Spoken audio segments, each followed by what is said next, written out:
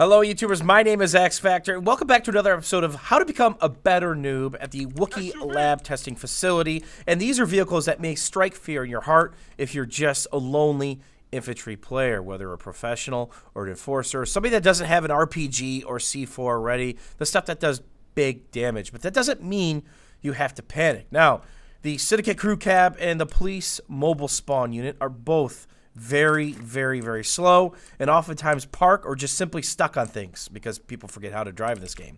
They do not take small arms fire, but you can really tear them up with grenades, trip mines, and Molotov cocktails. And first, we're going to showcase some laser trip mine action if this guy's kind of taking a nap behind the wheel. Now, we're going to showcase one of these. That's 41 damage. Go ahead, give it a rep. Now, you also have a frag nade. What kind of damage does a frag nade do to one of these? Well, it's an absolute ton. Now, remember, 41 damage for that laser trip mine, right? Now, the important thing, whenever you're chucking your frag nade, is to get underneath the chassis of whatever vehicle you're dealing with. If it goes too far, you're going to lose the damage and just get splashed, and that's a good shot. That right there is 50.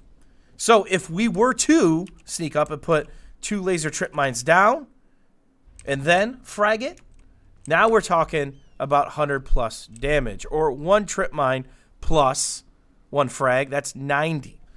Alright, first off, we got the nade, and just like the other vehicle, it's important to get it underneath. If you missed, you're going to lose some of the damage, and just like that, we're going to do 75 damage. It's a group effort when attacking these, because again, you cannot shoot through the glass. They're protected, and see these holes? They can most certainly shoot back at you. Molotovs and incendiaries are one of my favorite go-tos for your throwables in Battlefield Hardline. There's a couple of reasons for that. You could use it to deter people from choke points, cover your reloads, healing, reviving, or just doing dastardly things near a money pile. But when you see something like this, you actually get 2 of them. And it's important to know, get underneath, don't miss, but there is a nice AoE, area of effect, right? So you can see this thing's cooking off. It's not going to cook the people on the inside, but it will cook the people that are scurrying around on the outside. How much health do you have left? Hey, 39. 39. So if you throw 2, it is GG. Go ahead, get out, repair. Try not to kill yourself. So 2 incendiaries or Molotovs will take care of a transport vehicle. As you still see, we're racking up the damage.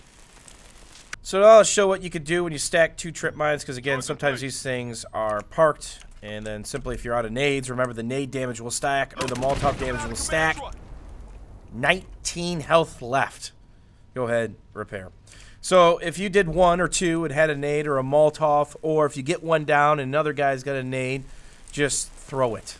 You're going to do massive damage. That's why you should not panic when you see these 2 things, or of course, the minigun on top of the SUV. Now, the only time this is going to be really practical with a nade or Molotov is if they hit something or they're basically stationary, or you're playing some hot wire and you want to cherry drop a nade out the back of your van or throw it out the side of a car and they happen to land on it. If it lands underneath the car with a nade, it's 75 damage. But let me show you something with the incendiary here. Remember, if you use incendiaries or Molotovs, it's not going to cook the people on the inside of the mobile spawn units, but it will cook the people that are actually in the car, as I cook myself.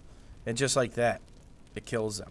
So 1 is going to do massive damage, 2 is going to take out the vehicle basically, and the damage will stack. So if you throw 1, you don't have to wait for it to be done cooking. You can basically span them out if you get a quick look at the mobile spawn units, and that will basically be that. That's the majority of the reason why I run with incendiaries or Molotovs on pretty much every different map. Hopefully you guys enjoyed this episode of How to Become a Better Noob.